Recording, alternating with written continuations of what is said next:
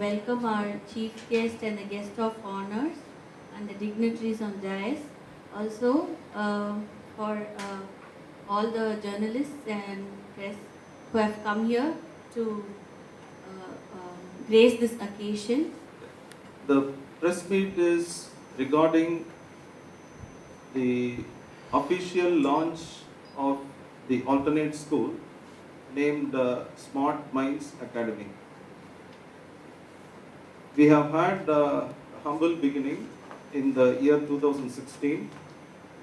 It was just begun as a school with a difference, with very few students, and to prove the concept, or what they call proof of concept, we have been implementing the curriculum and the methodology devised by me, and it has been running very successfully, and we have had good results as well. I will come to that later, but now I feel that the time is right to let know others about this concept of a new alternate school.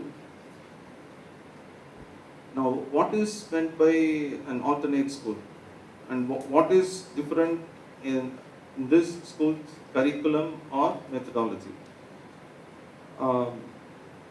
You all know about the formal school, that is a school which is affiliated to a board, maybe central board or state board, etc. The official purpose of any school is actually twofold.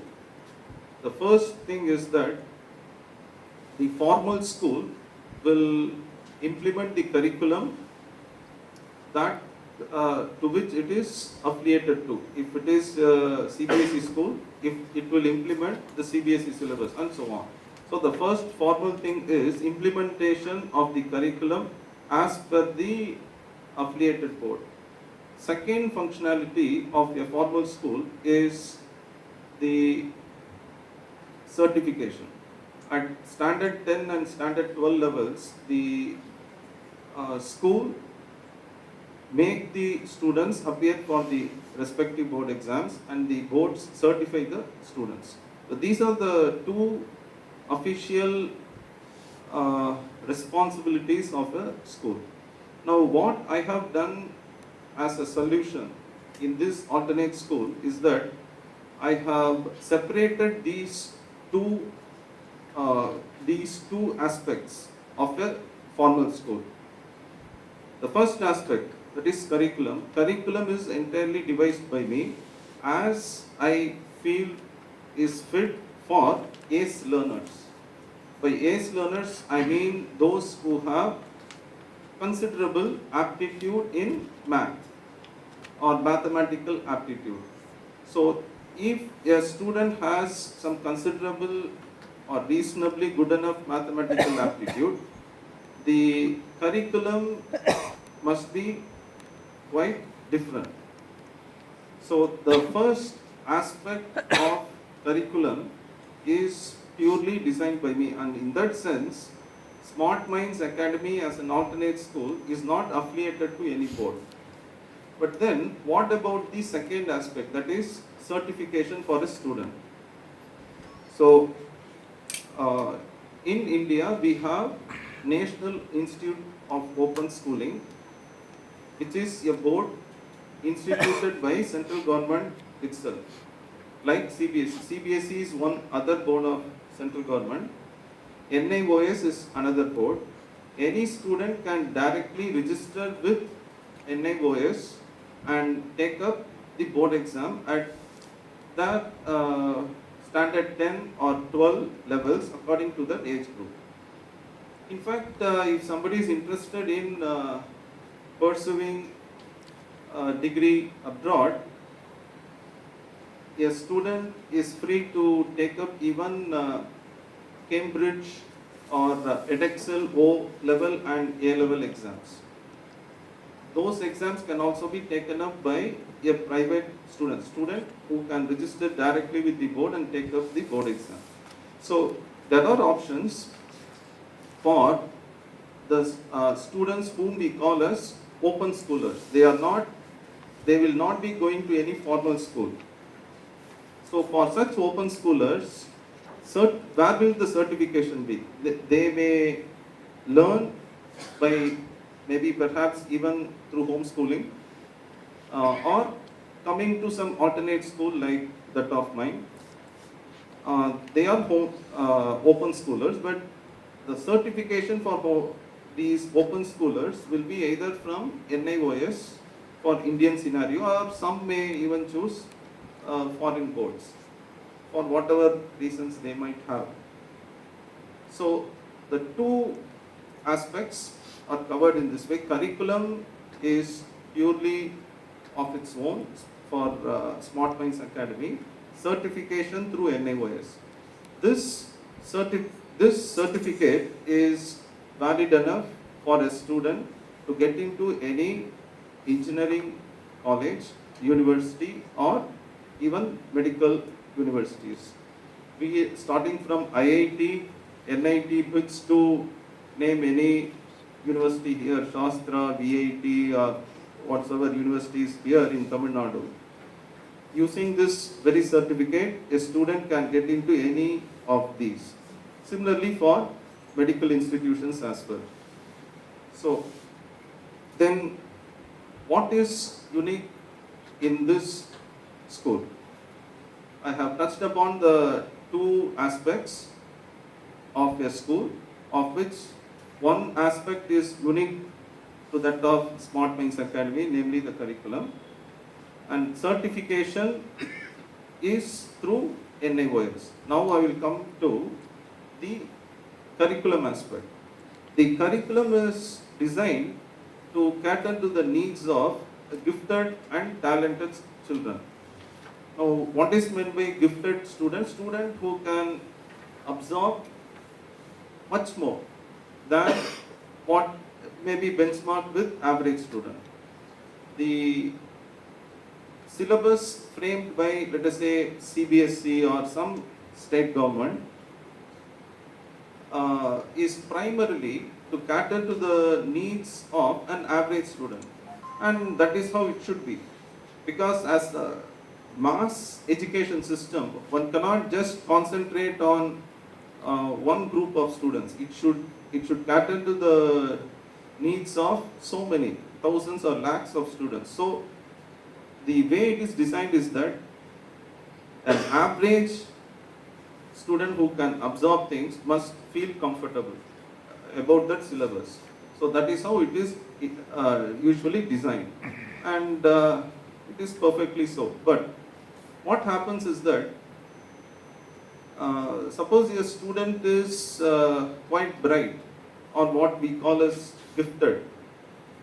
Talented means one who scores really well in the exams as well, not only in absorption of knowledge, in results as well, the student actually excels.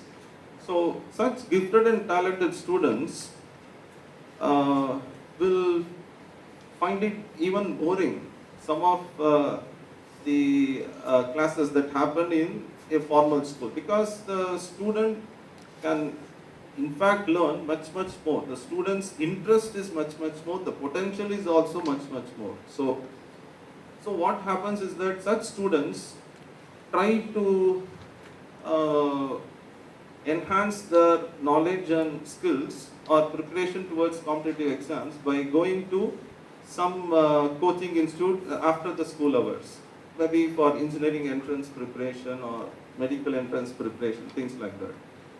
So it puts a lot of pressure on to the student.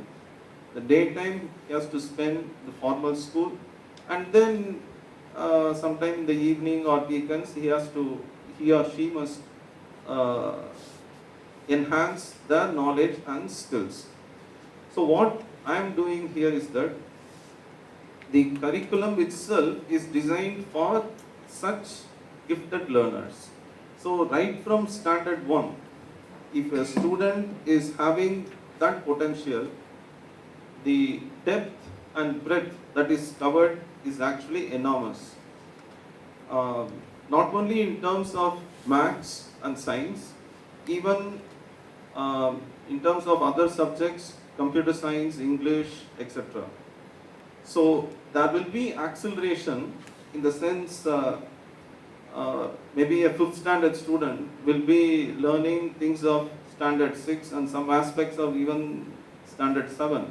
A 8th standard student will be learning something, let us say, of standard 10 level. So the curriculum has been designed in such a way that by the time they reach standard 10, that time itself they are quite well versed of a formal school system and till standard 12, and during their 11th and 12th they can explore more onto preparation towards competitive exams and even Olympiads. In a nutshell, what I will say is that a student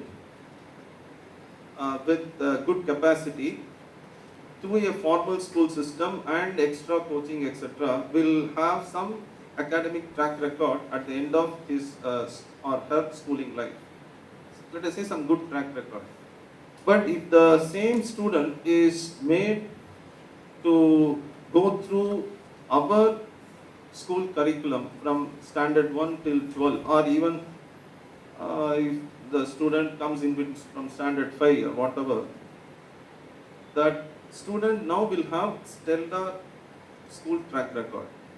So a good academic achievement otherwise now will be transformed to stellar resume. So that stellar resume will be in terms of achievements, not just in final competitive exams. On the dais, all the members of the press, parents and students and other staff members and all others present here. I wish you all a very good evening, and I must thank you for giving me this opportunity to speak on this occasion. It's very rare that one comes across an organization where you have got the brightest students and you want to improve their lot even better. That's very rare. You only find schools saying that I have got 100% results. This is what is going on normally. And how these schools function to get 100% results. Sorry madam, don't misunderstand me, but this is what I observe. In the schools, if a student doesn't understand, ask him to read it once again. If he doesn't understand, ask him to read it once again. Give a test. That test tells you whether he has understood it or not. If he has not understood, again give the test. In the process, the student actually, or the pupil I should say, almost spends so many hours reading and reading and reading, and he gets disgusted. And so he will forcibly see that he will not get good marks.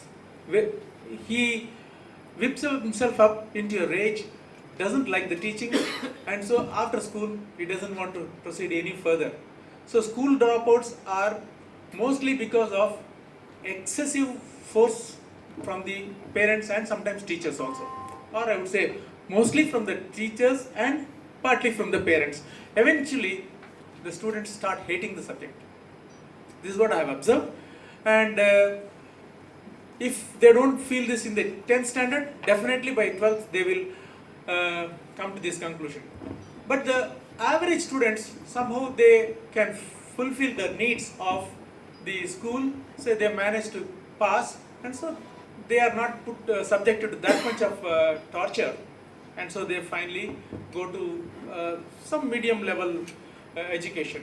But the top students, they always end up in so-called academic jobs or research jobs.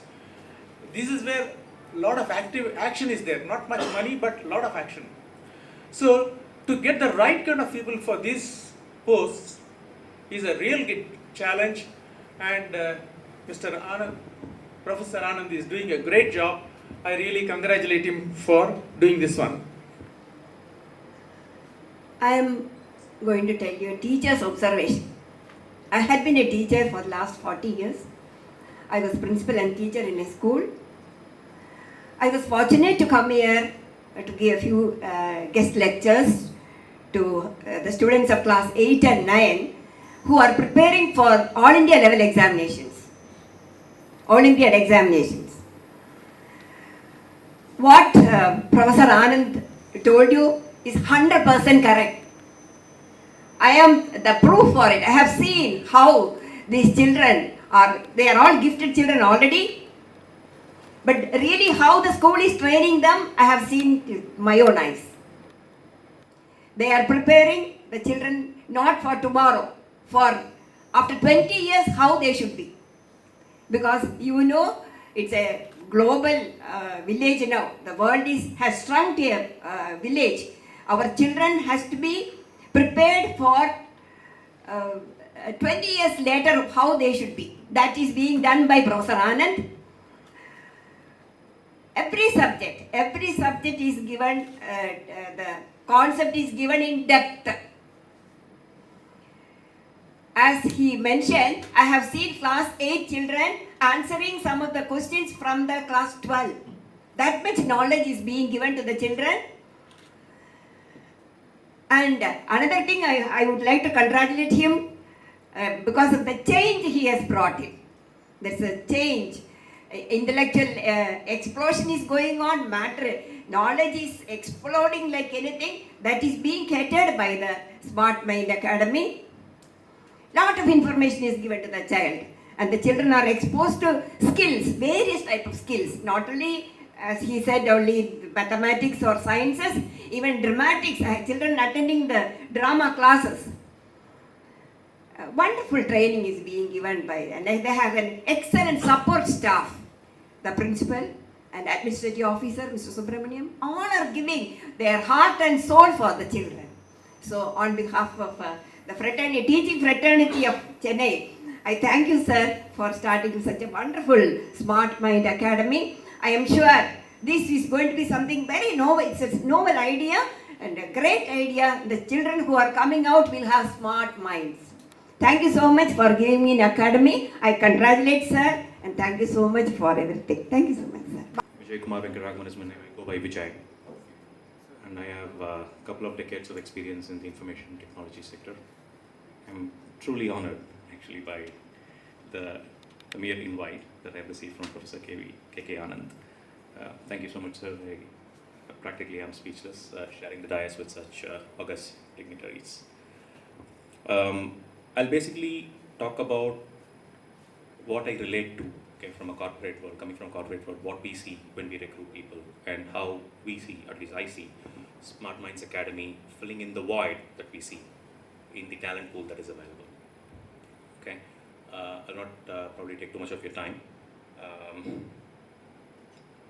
As a concept, right, this is truly novel. I think this probably is one of its kind, or probably the only one of its kind in India right now, promoting this alternate school of thought, competing with and even excelling the established mainstream curriculum that we have, that we take for granted, right?